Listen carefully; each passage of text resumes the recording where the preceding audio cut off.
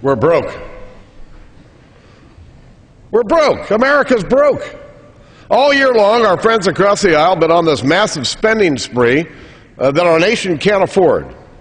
You know, we had a $1 trillion stimulus bill that was supposed to create jobs immediately, and yet unemployment is now at 10% in America, and 3 million people have lost their jobs since the bill was signed into law.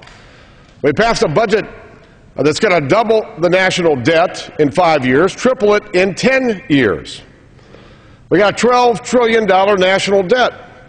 We brought a national energy tax bill to the floor that's going to cost $1 trillion, passed it. We had a health care bill here several weeks ago, another $1 trillion, passed it. When are we going to say enough is enough? Here we are today, we're wrapping 6 appropriation bills together. We're going to spend $500 billion, and it's got over 5,000 earmarks in the bill.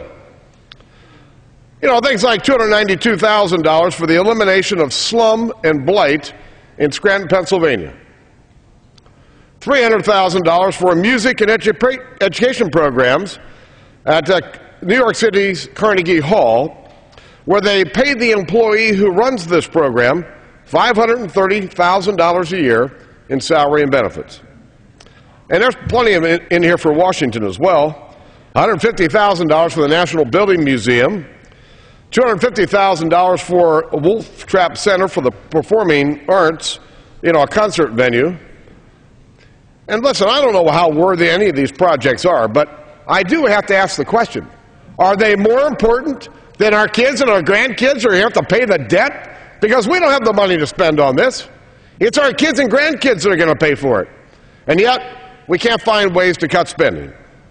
Before the president took office, he said that he wants to go through the budget and these bills line by line and page by page. Well, after Congress passed the $410 billion omnibus spending bill earlier this year with 9,000 earmarks, the president signed it and he said, well, that was last year's business. Now the president says reducing the deficit is next year's business, and that we need to spend our way out of this economic recession that we're in. Well, I think the president ought to go through this bill line by line and page by page, all 2,500 pages of it. And then maybe he'll figure out that we don't need to be spending this money that we don't have and piling more and more debt on the backs of our kids and grandkids. Instead, our bond rating, our AAA bond rating is in jeopardy, and our Democrat friends want to raise the debt limit next week by $1.8 trillion.